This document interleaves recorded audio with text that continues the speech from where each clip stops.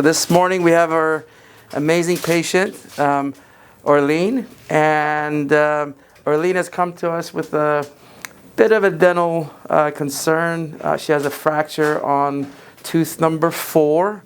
And if we look at the CT scan, we can see that the tooth has an definite fracture over here, and the prognosis of this tooth is hopeless. We have a large abscess that's happening there, and so we've decided that finally the tooth has to be extracted.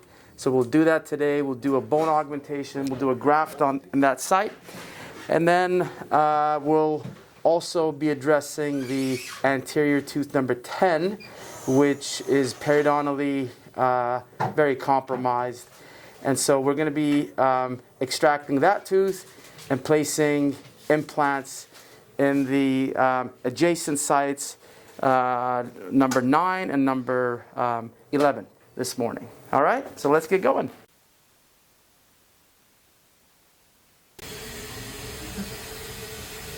Turn away a little bit for me. Right there.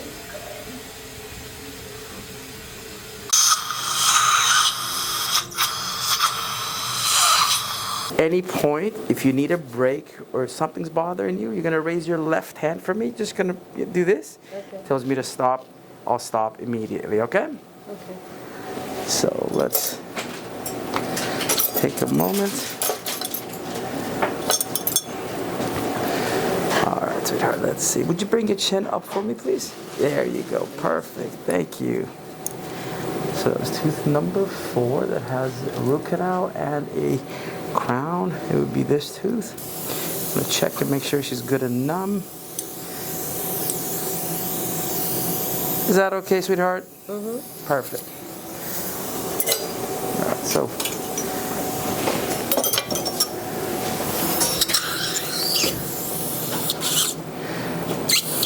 we expect the porcelain crown to fracture. That's very normal. Might want to put a little throat pack back there, please.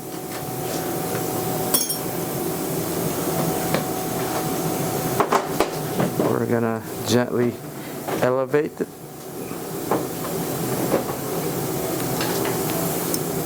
The crown is slowly starting to separate from that. Let's switch over to my forceps.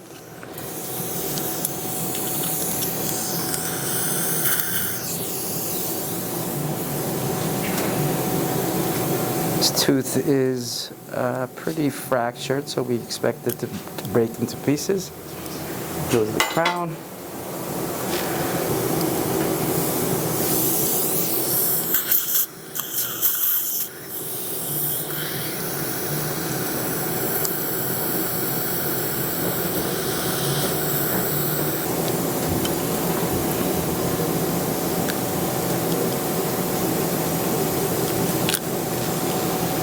There we go. There's a little tiny piece that's still left in there. Want to make sure it's completely excavated, and there we go.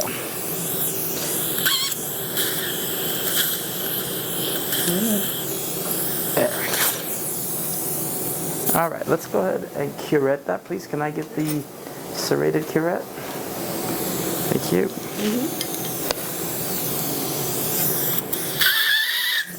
We want to make sure that there's no inflammatory tissue left behind here.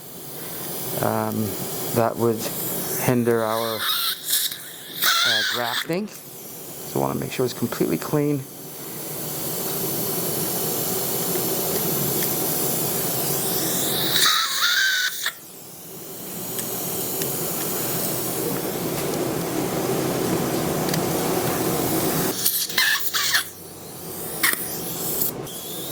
It's not very unusual in the presence of a root fracture to have a lot of inflammatory tissue and granuloma forming at the apex of the root. So we want to be very diligent about cleaning this, otherwise the graft won't be successful.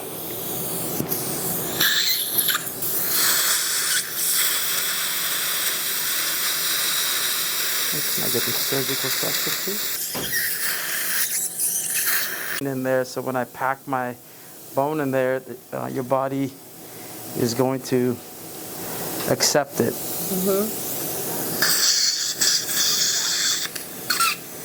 That part is all done. We're just going to do our graft and we'll close it up. Then I'll check the front, make sure you're good and numb there, and we'll get going on that.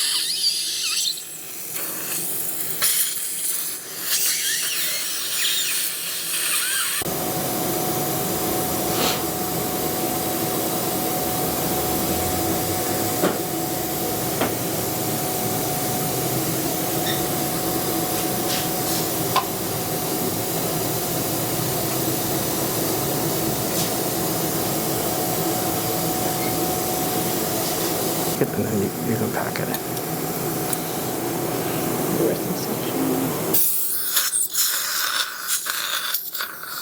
Go ahead and pack that in for me. And we'll get some more.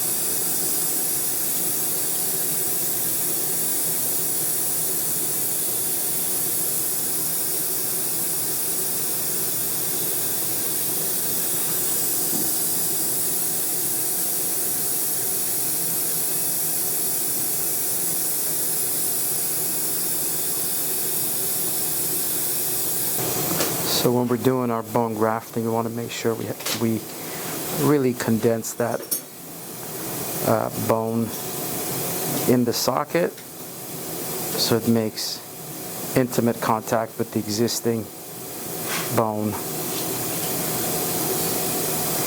I like to leave just a little bit of a space, just a tiny bit of a space, so that I can put a collagen plug to cover, to protect the graft.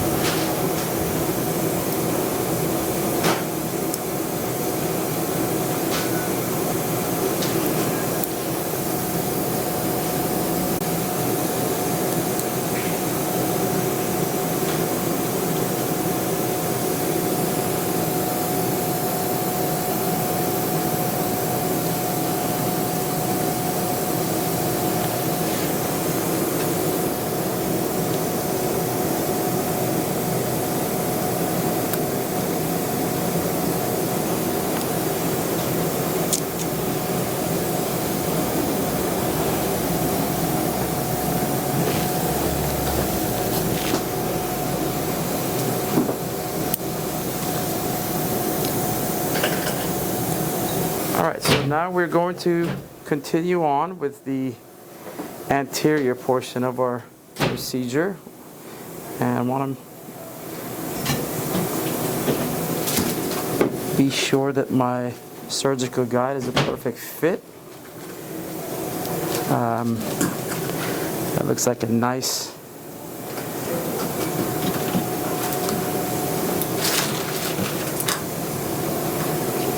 fit to the existing teeth. Generally speaking, if we don't have existing teeth, we'd use fixation pins, but as you can see, we have a lot of teeth here, so we don't really need to use fixation pins.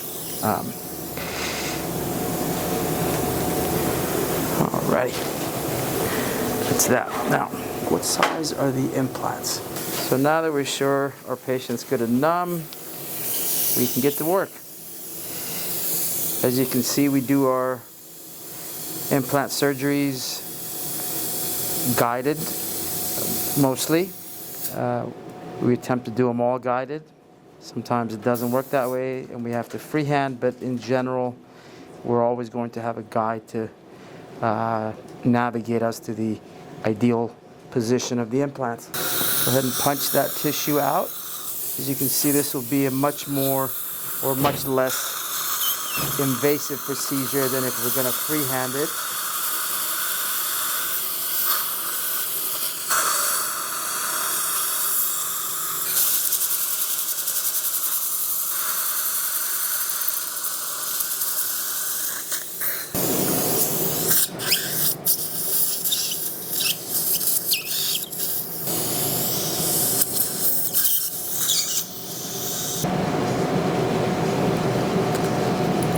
So you can see it's just a simple punch of the tissue and not a big flap. When you are raising a big flap, you cut off the blood supply to the surgical site, and it can take longer for the implants to integrate to the bone.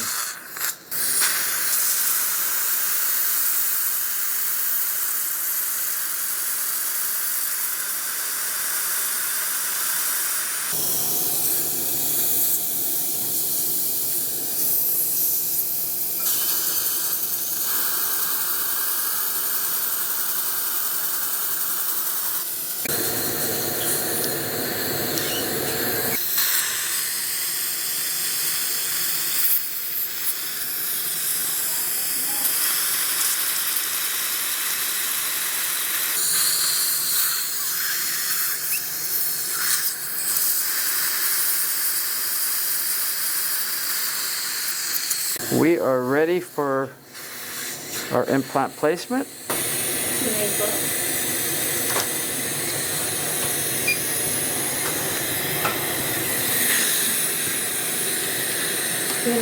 To number 9. Thank you.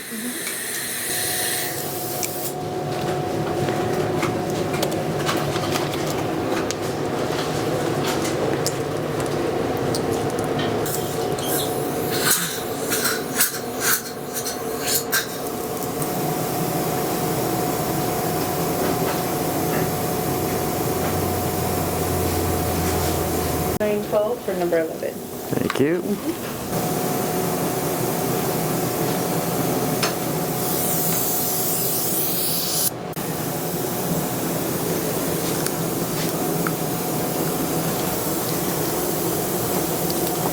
Now we're just going to go ahead and sink our implants down subcrestal.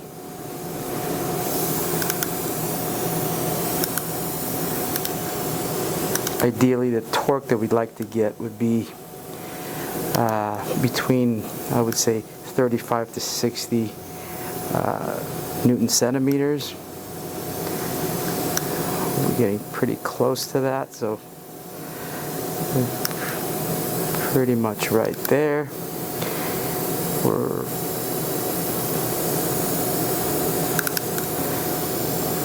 north of 35, probably around 37 or so.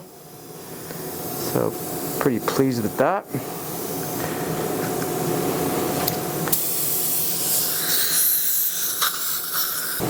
This area of the bone seems a little bit softer, but it should be fine. We're gonna allow that implant to heal. We're not going to do immediate loading, so the bone will have ample time to integrate to the implant. Let's see what the 2.5 looks like.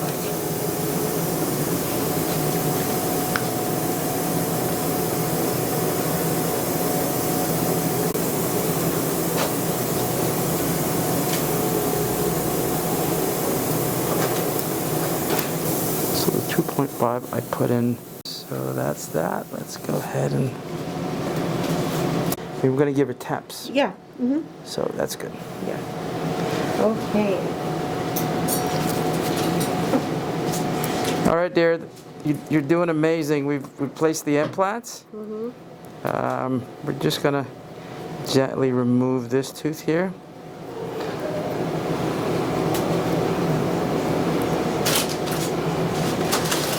Should be no pain at all, okay?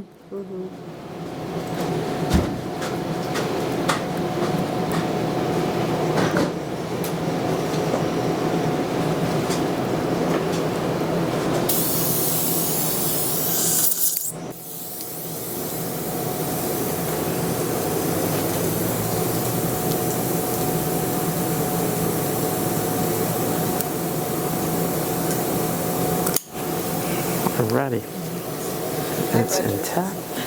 Preserve the facial bone. No trauma done to this area. That's going to do really well, especially since we're doing a cosmetic case this morning. I want to make sure we're preserving all this bone here. So we'll go ahead and do our graft on number 10. Feels nice and solid to me. I don't feel any soft tissue there.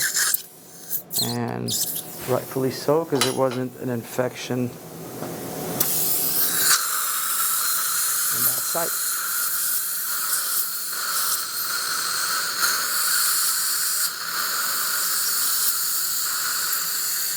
Beautiful. Go ahead and place our graft. Can I get the, there we go, thank you. Pack that in there good and tight. Thank you.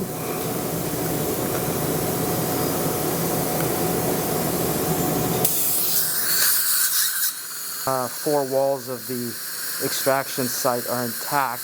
We don't really need to put a membrane. A collagen plug will protect our graft perfectly well.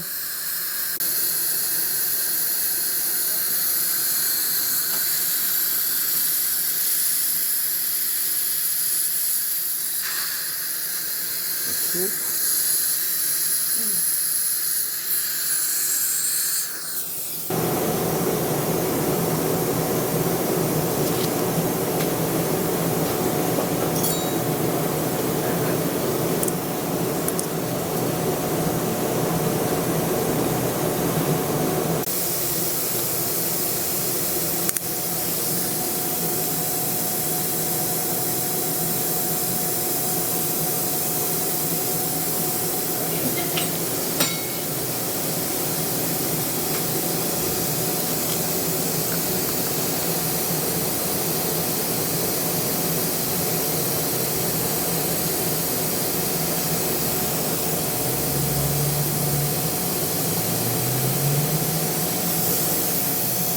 Amazing job.